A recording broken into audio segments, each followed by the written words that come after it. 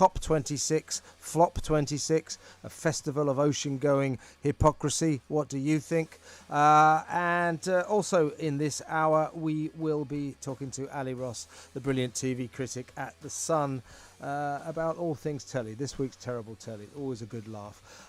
Welcome, James. Hi. COP26, Flop26, not much COP26. What has it achieved? I mean, we've heard a lot of agreements. I mean, all these world leaders flew in on their private jets, made agreements behind our backs that we didn't vote for.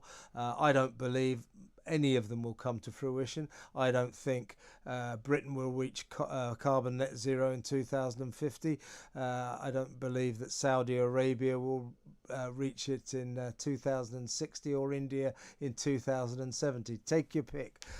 So all these deals are being made by people who will be dead when their agreements come to fruition, and their successors are almost certainly likely to ignore them.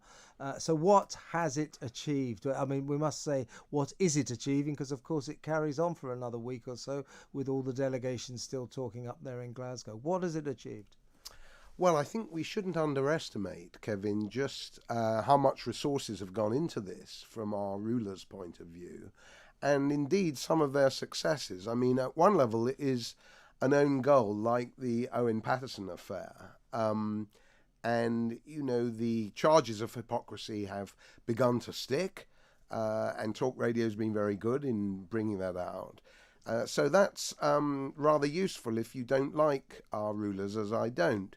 On the other hand, you know, they have managed to get, with some honourable exceptions such as yourself, wall-to-wall unanimity among the media behind this cause and behind the idea, as Channel 4 has it, that we face emergency on planet Earth, you know, a real catastrophe. And they've not only achieved that with the media classes, but they're creating an atmosphere where if you were to cavil and say important scientific things, weather is not climate, you know, science is always contested. Science can tell us about the natural world, but it cannot tell us what technology policy to pursue. That's down to us and politics. If you said any of those, you would be in the past accused of being a denialist, and now you'd probably be accused, we're heading towards the idea that you could really are a fascist, or that you're delaying the action that must be taken, and therefore you don't care about the human race. So the climate that they've created, if you'll forgive the lousy pun, you know, is very inauspicious. I think there's a worrying orthodoxy about Exactly. This green obsession, and that is that we all are required to accept that all of our climate problems are man-made. I believe we've definitely made a contribution. It may be small, it may be large, but there's no proof that necessarily it's all down to mankind. It could be just the cyclical climatic changes that always happen to this planet and always did. So there's a possibility we might be able to do nothing about what's going on. But that possible truth is thrown out of court immediately. How dare you say that? That's what worries me. We've got no sensible debate is allowed about this, is it? I think that's right. I mean, as it happens, I'm actually pleased that we have created climate change to some degree. That can easily be taken out of context, but let me tell you why. If it was all the sun, or if it was all purely to do with the Earth's natural behaviour, there'd be very little that we could do about it. I put it to you and your viewers, unpalatable though it may sound, that why wouldn't industrialisation, especially over 70 years, leave aside the now hated Industrial Revolution, why wouldn't it change atmospheric conditions, right? And therefore I think, you know, the good news is we created the problem, we can uncreate the problem. If it was all astronomical, so to speak, we couldn't do a thing.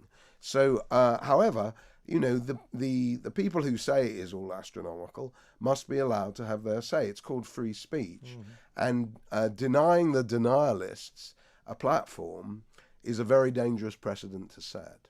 Indeed, it's this sort of monomania of it all that worries me. And as you say, if you're a naysayer, it's like being a Holocaust denier. I mean, I'm not a climate change denier.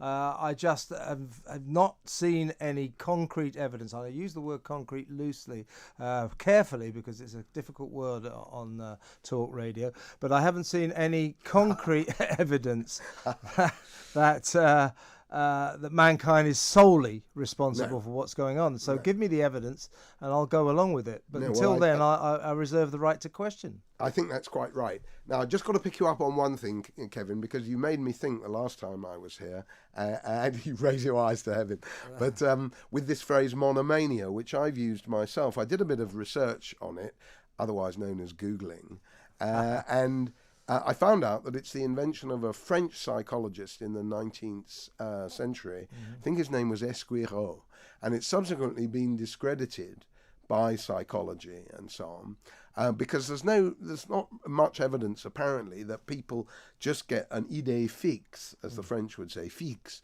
which is from the idea of monomania. You know, very few people go around in life saying, right, from morning till night, I'm going to think about this cup, you know. So my point to you is that I know what you mean, and I've used it, but we've got to watch the psychobabble factor today, you know, because many of our climate bigots want to say you are mentally deranged, you are suffering, and they've got whole research programs on it about, you know, suffering from climate denial syndrome and so on.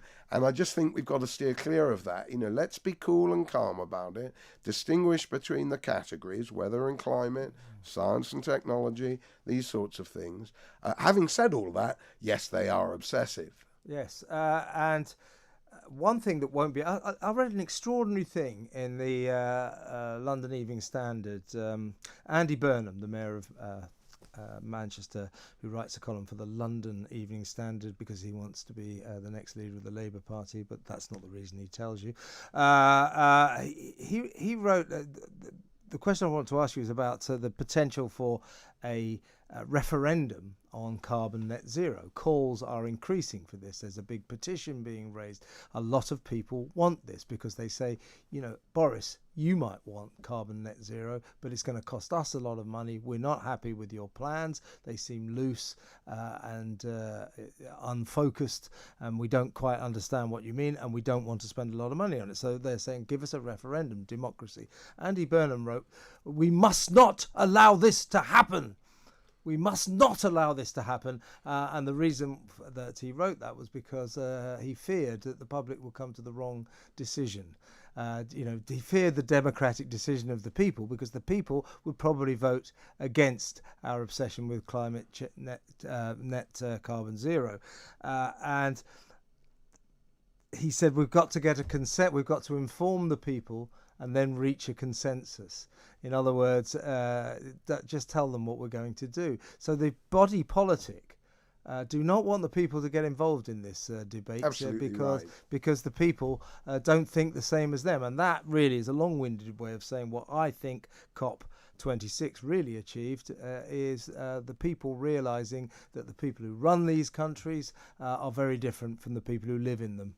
Well, I think that's absolutely right, Kevin. And you know, it has been a real, not just an own goal, but an emperor's new clothes moment, right? And even Greta, who I don't mind her, I do mind her backers, but in calling them out in the way that she's done a bit, you know, you can't help but feel some sympathy for that, because she's not all wrong, you know. Now, I think Andy Burnham, very interesting case. I've interviewed him sort of remotely for a publication I did, and it has to be said he's one of the brighter, more attractive, coming man, you know, more than most in Labour. What he shares with the whole Labour apparatus, and quite a few Tories, and of course our Liberal and Democratic friends, the Liberal Democrats, is contempt for the plebs. The man in Whitehall, or in his case, the man up north, you know, who's a politician and has paid his dues, they know better than us plebs. And I'm afraid, you know, despite his inviting demeanour and his oratory, behind it all is that contempt for the common man. Don't let them have a say. It's like the EU, really. He actually wrote more and more people are calling for a referendum on carbon net zero. This must not be allowed to happen. Yeah. This must not be allowed to happen. We need consensus among the people. We need to inform them. In other words, we need to tell them what we think and get them to go along with it. That's right. And this is one area where you've got cross-party agreement.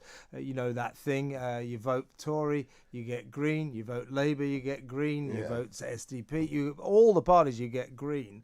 And all of the parties fear what the people really think about their green obsession. They do not share their green obsession, and that failure to share that is going to get worse and worse and worse because people are going to increasingly realise the cost of all this insanity. Well, that's right, and that's some of the upside in this, apocalyptic week that we've had. I mean, I know that some of your viewers are on the right, although right and left don't mean much anymore, as you've just said.